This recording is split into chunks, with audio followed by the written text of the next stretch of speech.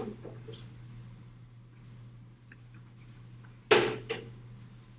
a good day. Thank you. You too. Was this another? No, Now? just Okay. put the can in there. All right.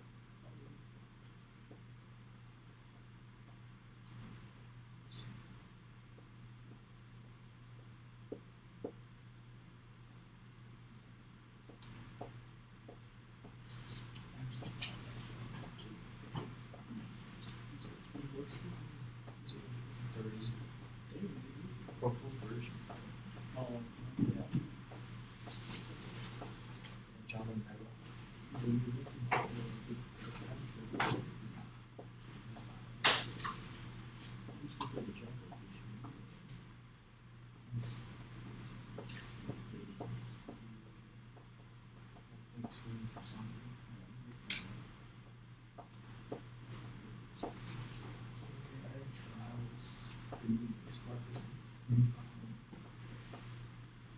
caves. Yeah, you missed a lot.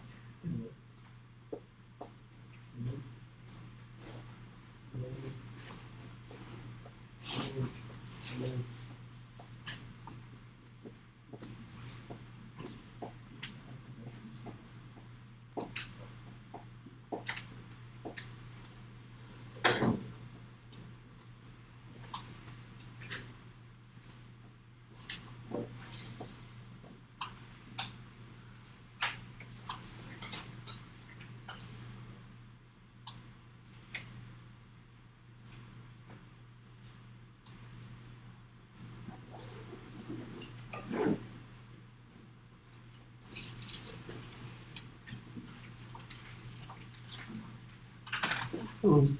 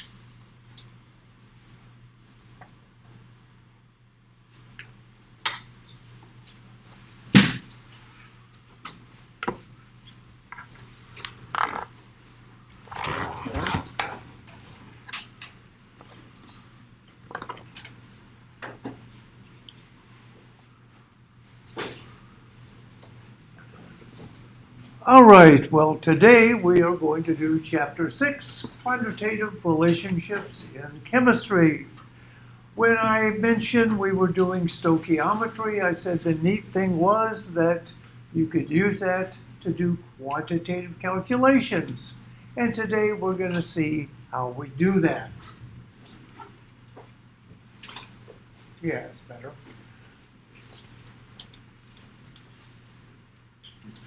We described in the last chapter how we use a chemical equation to describe a chemical change, and we use a reaction arrow to connect reactants and products.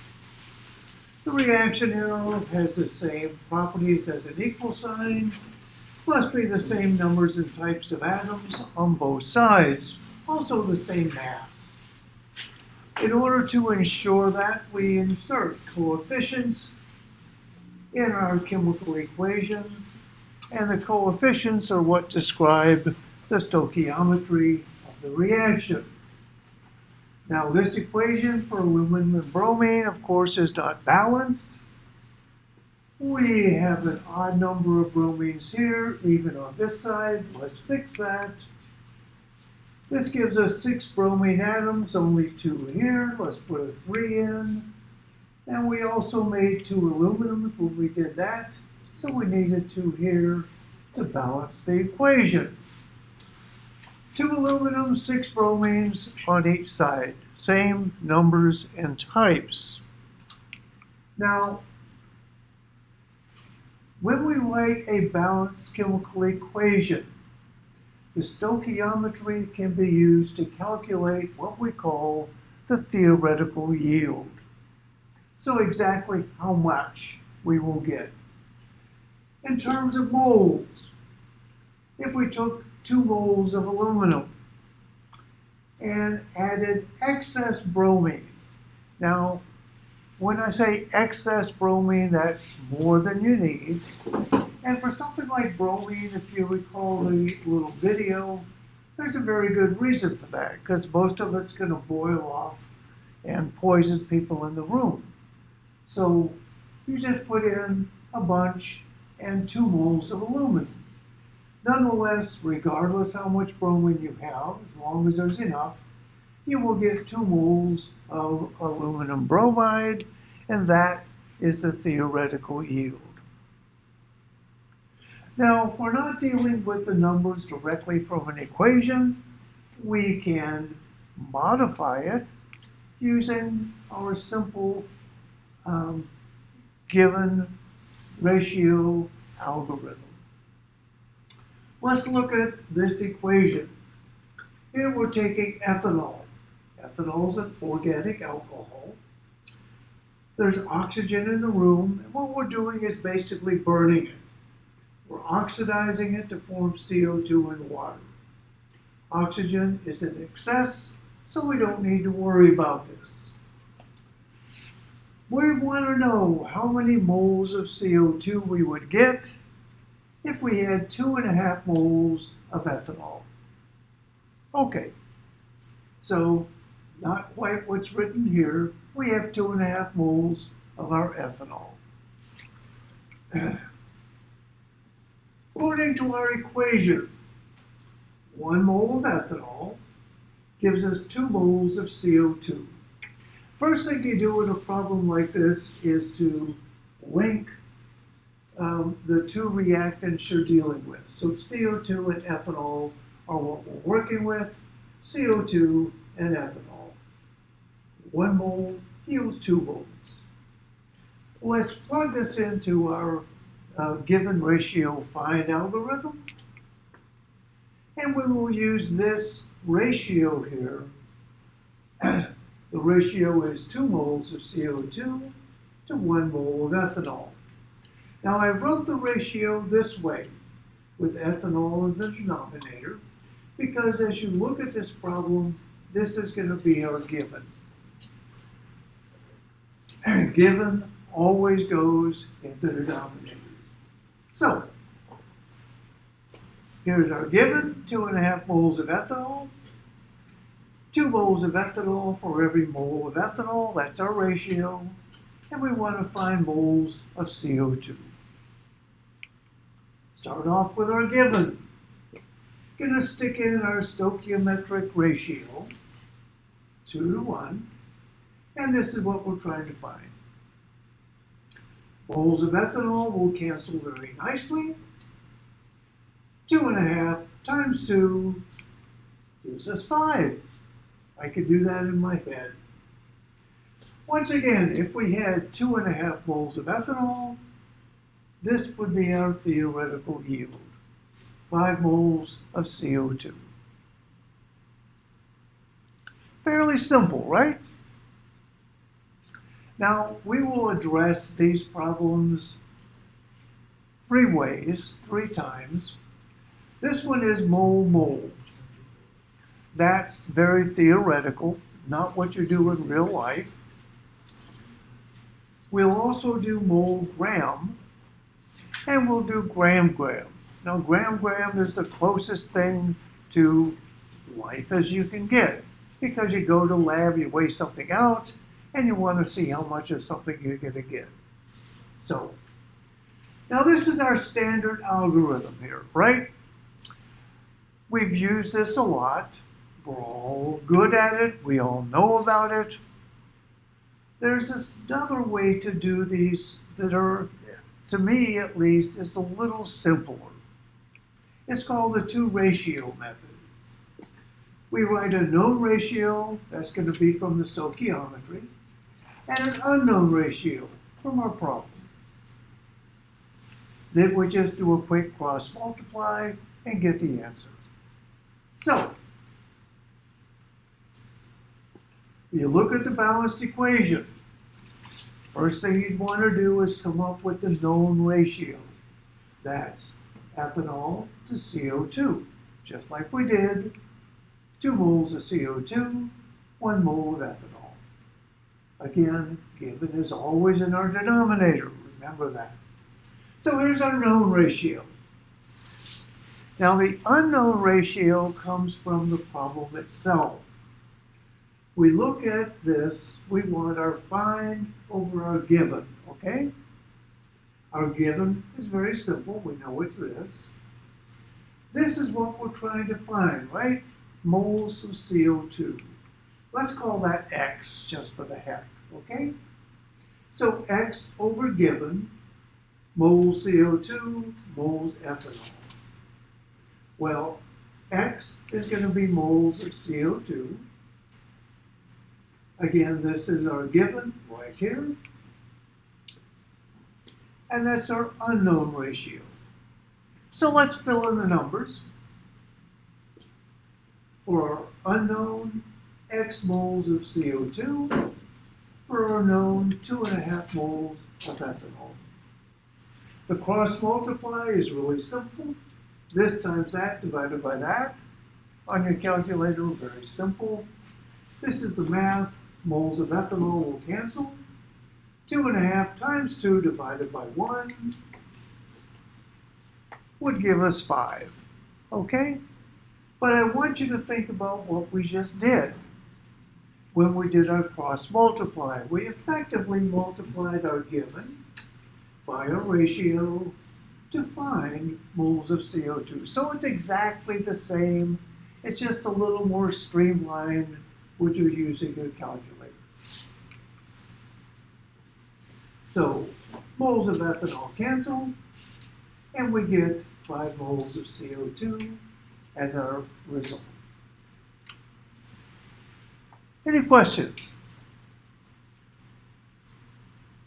All right, well, let's look at another one. Here we have calcium reacting with hydrochloric acid. We're going to form calcium chloride and hydrogen. As I look at this equation, we have 1 calcium on both sides, 2 chlorines, and 2 hydrogens. So it's balanced. That's the first thing you always have to do. Make sure your equation is balanced. We're looking for how many moles of HCl, that's this, will react with 3.25 moles of calcium. So these are both on the same side, but that's fine. We can do the same stoichiometric ratio. So our ratio here, 1 mole of calcium requires 2 moles of HCl. That's our known ratio. Moles of calcium is our given. We'll put that in our denominator. And this is our unknown here, moles of HCl. So here's our known ratio with our given in our denominator. This is X. And this guy over here is our given. X over given is our unknown ratio. Cross multiply. 3.25 times 2 divided by 1. Moles of calcium would cancel, of course, and you get your answer. We could also do it the other way, if you like it being traditional. Here's our given, here's our ratio, that's what we're trying to find, and we get 6.5 moles of HCl. So both work. I think the other is just a little more streamlined. Any questions? Let's do another one. We have the organic compound ethane reacting with oxygen to get CO2 in water. Right away we know this is not balanced. Actually, I put this on an exam not too long ago for a balancing problem. People did miserably. It's a little tricky. It's got one tricky step. So let's just do it. We have 2 carbons on this side. We have 1 on this side. So let's double that. We have 6 hydrogens here. Well, we have 2. Let's fix that. Now let's calculate how many oxygens we need. We have 1, 2, 3, 4 oxygens. 1, 2, 3. That's 7, right? But 7. Oxygen, unfortunately, comes in pairs. So to get 7 oxygen atoms, we would need 3.5. What? We can put 3.5. Well, you can. Technically, this is a balanced equation, but it doesn't quite hit the standards, okay? We like integers. So if you have an equation like this, where you have something that's a non-integer, the first thing I always do is to try doubling everything. So instead of 1 methane, we'd have, or ethane, we'd have 2, 7 oxygens, 4 CO2s, 6 waters, and now it's balanced. She just so. All right, so the stoichiometry we're interested in. We're looking at molecular oxygen, that's O2, and carbon dioxide. The ratio here is 7 to 4. Yeah. So you do that and then you just multiply by 1.7, right? I'm sorry? So you do 7 divided by 4 and times 1.7, right? Yeah. Yeah. I figured it out on the tutorial. Okay. So, let's see. Let's write our two ratios, our known ratios. CO2 is going to be our given. So we're going to put that in our denominator. We have this as our unknown. Moles of molecular oxygen is X. And this is our given 1.7 moles of CO2. X over given, that's our unknown ratio. Now, the math is simple again. 1.7 times 7 divided by 4. Do the calculation. This is it, the long way, the longer way. Here's our given. Here's our 7:4 ratio.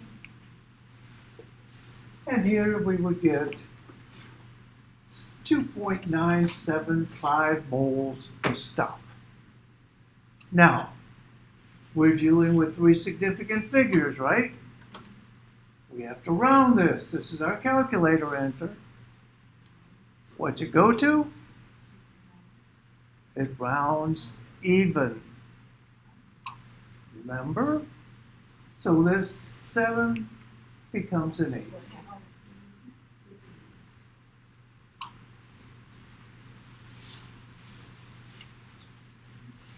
Any questions?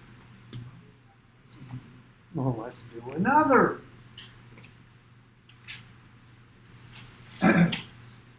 We are taking chloroacetic acid, organic compound, reacting it with oxygen to get carbon monoxide, water, and HCl. So you do 1 divided by 4, right? Well, we're looking for the relationship between oxygen and carbon monoxide. So 1 and 4. Yep. Carbon monoxide is our given, You just multiply by 0. so it will be 1 over 4. Got it. And moles of oxygen, how many moles of oxygen? That's our X. This is our given, so X over given is this. And the calculation, again, is very simple. 0.2645 times 1 divided by 4. Moles cancel. And we get 0.066125 on your calculator. Now we're dealing with 4 significant figures right here. How does this one round? That rounds to 0.07. This one rounds down. The other one rounded up, and we want even in our last digit. Always round even. I know 0.6613. Oh, yeah, should it be 3? Really? It's 5, yeah. 125 should round down to 2. Is it 5 always up? Nope. Well, it It is rounds even. Oh, okay. So the last digit you're rounding to is even. So if That way it goes up half the time, down Go half the down time. two. Wait, yeah, if it was three, what if it was 1, 2, 1, 3, 5? So it was, we take it up to 4 or bring it down to 2? It would round even, so it would go up to 4. Okay. All right, here's a tutorial.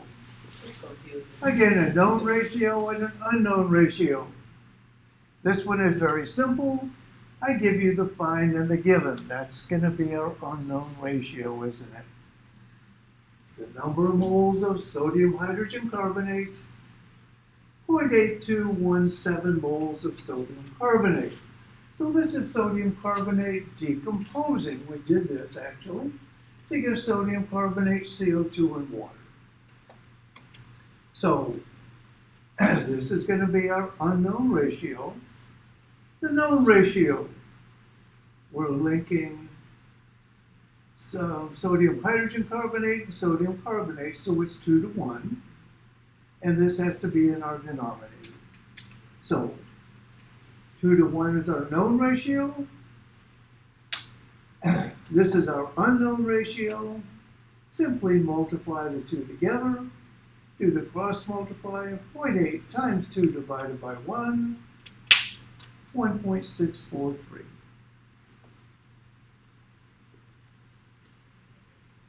Any questions? Let's do another tutorial question. Again, this is our unknown ratio. We're looking at chloroethane and chlorine. So this is chloroethane. This is chlorine. 4 to 2. You can do 2 to 1. Same thing. 2 to 1 is our ratio. That's the known. This is our unknown ratio. Simply multiply 0.99 times 2 divided by 1. And you get 1.984 moles of stuff. Doing the cross multiply, I think, makes it a little quicker and easier. But whatever. All right, like I said, we're going to do this 3 ways. We just did mole. This is mole gram. Okay? We do our calculation in lab and we say, okay, I need 2.25 moles of oxygen. Oxygen atoms, actually. But in lab, you don't weigh out moles, do you? You weigh out grams. So how many grams of this stuff do you want to weigh out? What we're going to do in this one is go ahead and solve it in terms of moles. Then we're going to ask the question, how many moles of CO2, we're going to get moles. We're going to convert that then to grams. So do the mole just like we did, except then convert it to grams. Okay. Here's our known ratio. 2 moles of potassium chlorate gives 6 moles of oxygen atoms and 3 moles of O2. All right? Our unknown ratio. X moles of potassium chlorate, 2.25 moles of oxygen atoms. Cross multiply. 2.2 times 2 divided by 6. And the answer is 0.75 moles of potassium chlorate. But that's not our answer yet, is it? Because we need that in grams.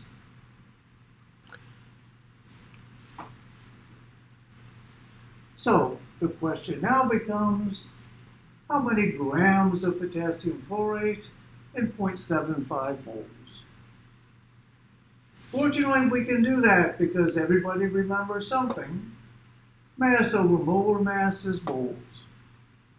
Here we're looking for mass, so we simply multiply this out, moles times molar mass. Now what's the molar mass of potassium chlorate? It's not given in the problem, that's annoying. but we can calculate it. Just look at the periodic table and add up the average masses. Something like this, get about 122.5 grams per mole. So, we know moles, we know molar mass. Simply multiply moles by molar mass. We need about 91.9 grams.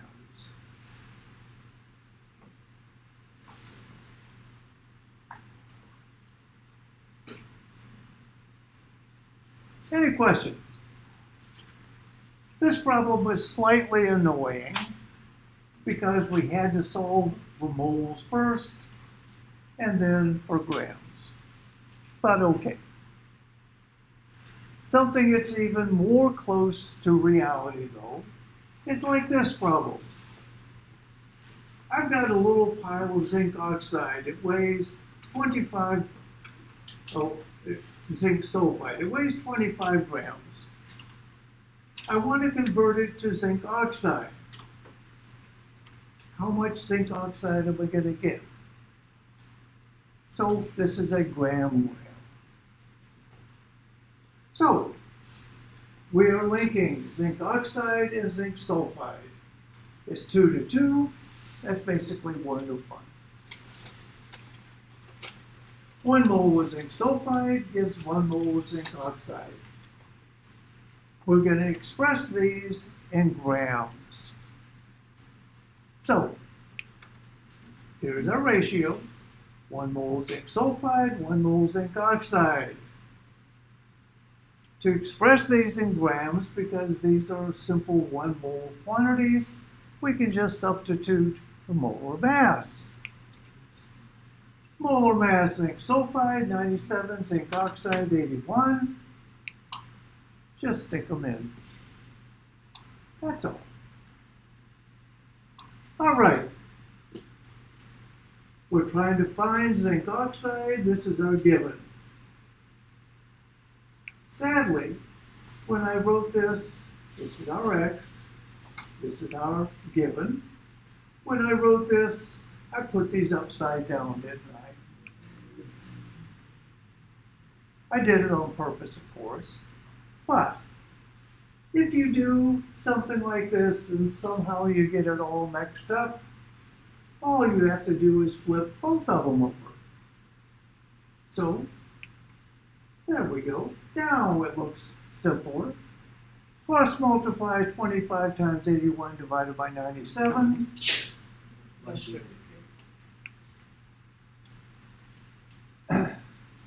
Zinc sulfide will cancel, and we get 20.9 grams. So 25 grams of zinc sulfide gives us 21 grams of zinc oxide.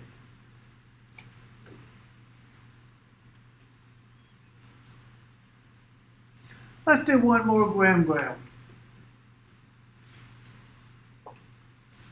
In this one, we're looking at grams of water and grams of HF. So water and HF is 2 to 4 or 1 to 2.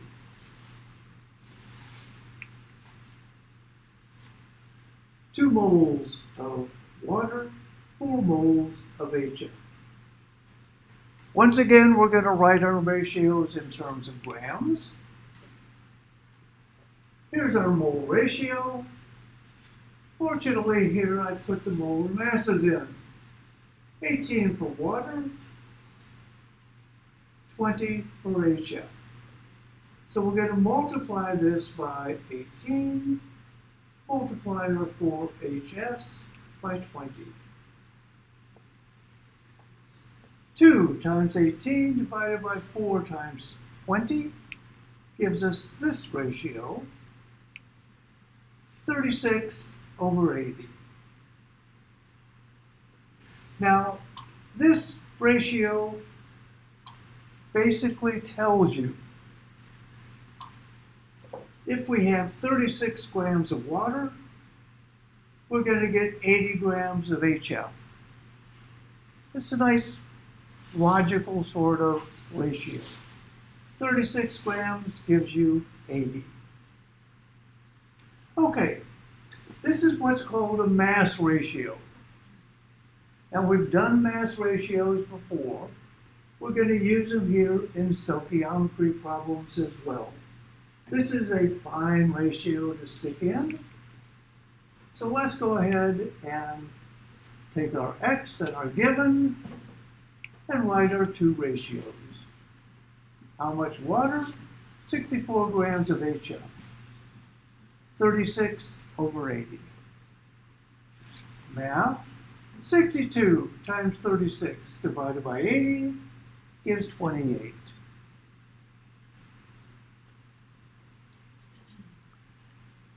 The point of this is to bring in and calculate this mass ratio. Now we're going to do a problem now from the tutorial. And I did it slightly differently in the tutorial. I just left the ratio like this, because again on a calculator, it's just as easy to do 2 times 18 divided by 4 divided by 20 as it is to write it out and make a new ratio. So let's look and see how this works. Here we have cobalt-2, and it is reacting with oxygen to get cobalt-3. Okay?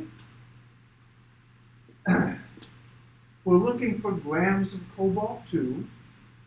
We have 41 grams of cobalt-3 as our product. 4 moles of cobalt-2 gives 2 moles of cobalt-3. Let's write our mole ratio, convert it to a mass ratio, and then instead of doing ratios, let's go ahead and just do it the long way, multiply it by a given. The given is down here, 49 or 40.9 grams of cobalt-3. So, here we go. Here's our mole ratio. We are given molar masses, so we simply plug those in. 4 times 75, 2 times 166. You could multiply that out and get a number. Or you can just leave it like this, because this is a perfectly fine ratio. Leaving it like this, multiplying by your given, we're going to go 40 times 4 times 75, divided by 2 divided by 166. A lot of things cancel. Wind up with 37 grams of cobalt-2. Any questions? Not an entirely trivial tutorial, but not as bad as the one I'll show you in a little bit. Sorry. Okay. Limiting reactants. Now, limiting reactants, being quite honest, is a general chemistry problem. To do a limiting reactant problem, you're going to react A plus B to give C, okay? What you would do is you would go through the same thing that we do, figure out moles of A, do it again, figure out moles of B, whichever one is least is going to give you your answer. So, you're doing the same thing except twice. It's just cumbersome. General chemistry likes cumbersome. The smaller molar amount is the limiting reactant. That tells you how much of something you can get. The other guy we refer to as being in excess. Simple concept. It's starting to get cold, right? If you have children, you go to the closet and you round up gloves. Maybe you round them up for yourself. Here's our pile of gloves. We have 4 lefts and 3 rights. We take them. 1 pair, 2 pair, 3 pair, and 1 leftover. The left-hand gloves are in excess. We have 1 left over. The right hands limit how many pairs you can make. So, again, limiting reactant calculations, I believe, belong best in general chemistry. But I want you to understand the concept. I can't really put a question about gloves on the exam, but we can do something like this. Here's a reaction. If we take fluorine and react it with chlorine, we can get chlorine trifluoride. All right, simple reaction.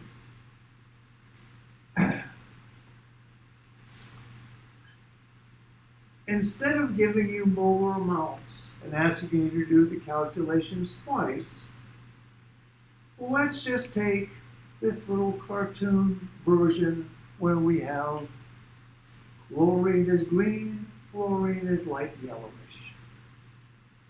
So, if we reacted these guys just like pairing up gloves, what kind of product would we get? Who would be in excess? So, 2 atoms of chlorine require 6 atoms of fluorine, 3 times 2. So let's look at our little sample, and let's gather up a chlorine and 3 fluorines.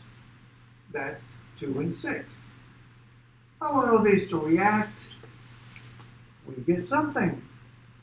Fluorine trifluoride, we get 2 of them. We still have stuff left. Let's do it again. 1 chlorine, 3 fluorines, react them. We get 2 more products. What's left over? A chlorine. Chlorine is in excess. Fluorine limited how much product we could make. Yep. Where did we get that third chlorine? There's just 2. Oh, we just can grab some, mix them up together. Okay? Not from the problem? No, not from the problem. On an exam, I have used this same reaction several times, but I do give you molar quantities and then ask you questions about it. You don't have to do the calculation, just do the logical exercise. Who was in excess? In this one, fluorine. Any questions?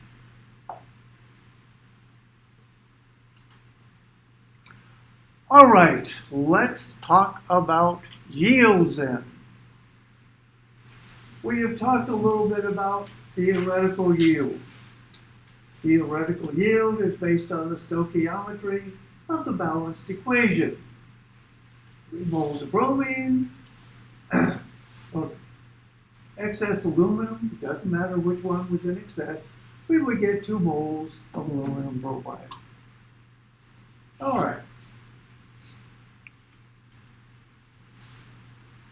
There are 4 different yields that we deal with in chemistry. Theoretical, again, is based strictly on the stoichiometry. The theoretical yield is actually determined by the reaction pathway. Quite often, if you calculate a theoretical yield, you don't wind up getting exactly what you expect. Now, technically, the pathway for a reaction can be best described using the potential energy surface. In this particular reaction, this is supposed to represent the reactants in an energy well, and they react, going over an energy of activation down to give products. You need to put energy in to get the reaction to go, and it runs downhill to the product. This is a concept developed in physical organic chemistry in the 70s. I was in the lab when they did this. So, this is the potential energy surface. I think it's easiest to imagine it as hills and valleys, okay? This is our pool of reactants here. Over here, gonna be our product. If I was standing here with a bunch of people and we were told we had to go from here to here, by George, I would take the path of least resistance, go straight over the valley, and make my product. But in any group of people and in any group of molecules, there's always somebody that's going to be a little strange and say, I'm not going there, I'm going to go this way. And this is going to give a different product. So, that's one reason that it doesn't always work to calculate your theoretical yield. Parallel pathways, they call them. Also, it could be simple laboratory procedure. Sometimes you're just a little sloppy. You do a reaction, you get a product, and you spill it on the countertop, and you spill it on the balance and whatever else. So that gives you less than you expect. Sometimes your lab partner sneezes and blows it all away. Whatever. So, percentage yield. The products that you get are called yield. Theoretical yield is what you calculate. Actual yield is the amount of stuff you actually wind up with. And percentage yield is simply the ratio actual divided by theoretical times 100. Simple. Think of popcorn. Here I have 20 kernels of popcorn. We're going to pop these. We expect our theoretical yield, 20 popped kernels. Put them in our pot. Another pop. Dump it out and see what we get. Well, 16 of them popped, 4 didn't. The theoretical yield was 20, right? The actual yield was 16. The percentage yield is going to be 16 divided by 20 times 100. 80%. Not a bad reaction. Any questions? Well, again, on an exam, I'm not going to ask you questions about popcorn. So let's see what a problem might look at. This is a very simple problem, actually. We have 5 moles of sulfur. 1.0. We calculate that this should give us 1.7 moles of aluminum sulfide. So we did that calculation. We do it. We wind up with only 1.5 moles of product. What's the percent yield? Think of popcorn. 16 divided by 20. In this case, this is our theoretical yield. This is our actual yield. Do our simple ratio. Multiply by 100. This reaction actually gave us 88% of what we expect.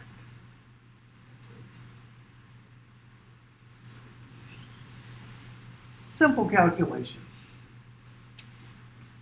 This one isn't quite as simple, but almost.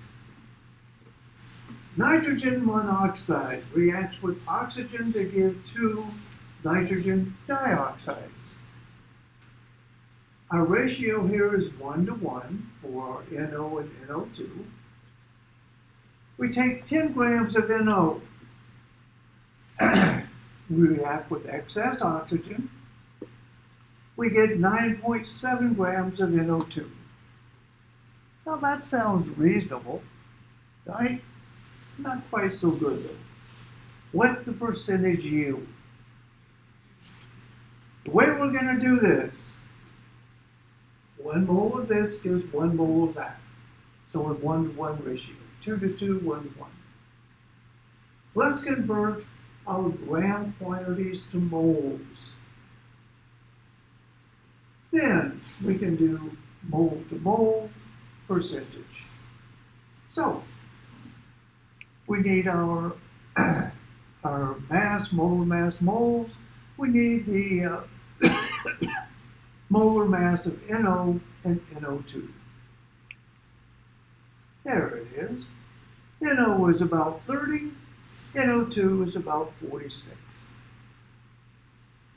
So for NO, we have 10 grams divided by the molar mass, 30. That gives us 0.33 moles of NO. For NO2, we have 9.7 grams. The mass is 46. Do our division, 0.21 moles of NO2. So we have our molar quantities now. Since it's 1:1, we expect it to be 0.33. In fact, it's 0.21. So actual is 0.21, theoretical 0.33. Do our ratio, multiply by 100. This reaction only went in 63% yield.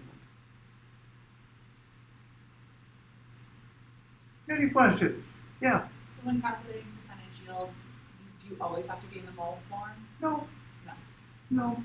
No. Moles make it easier because 1 mole of this, 1 mole of that. If you do it the other way, you have to do conversions. So, well, this is a conversion too, but whatever.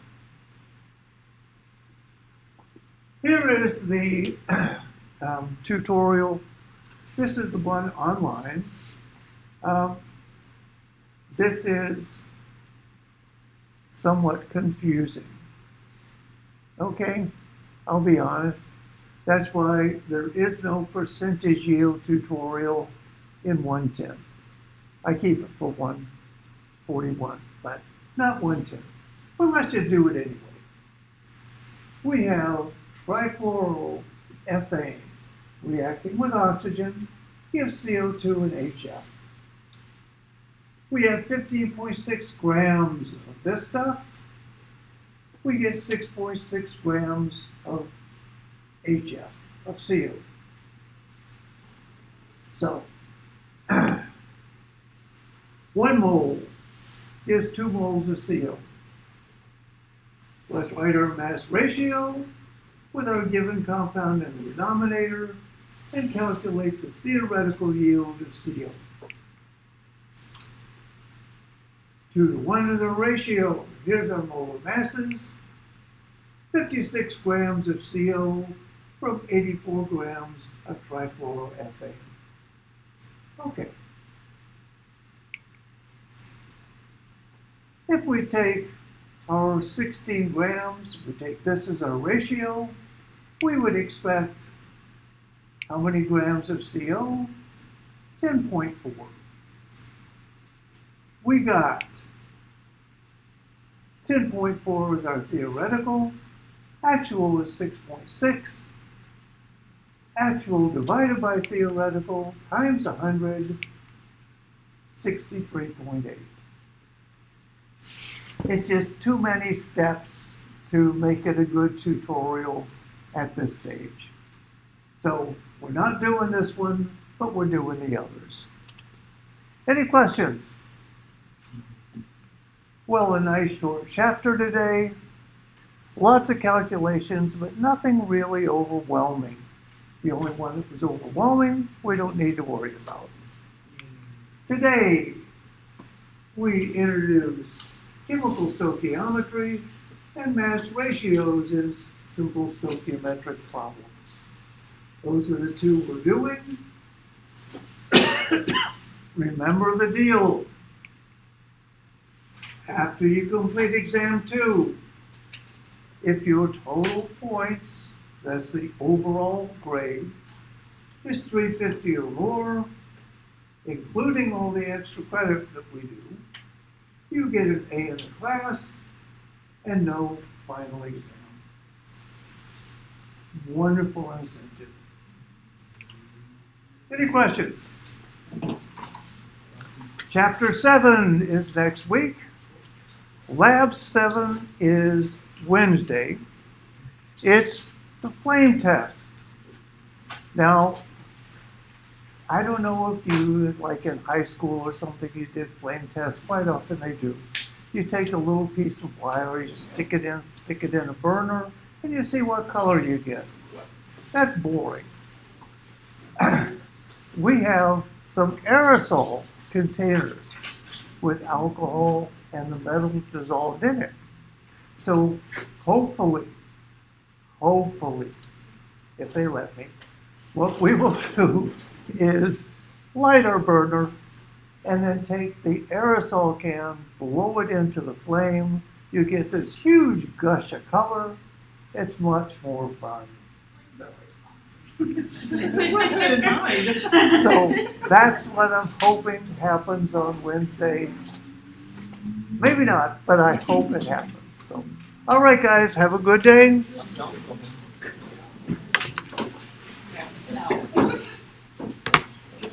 Can I do a head start on chapter 7?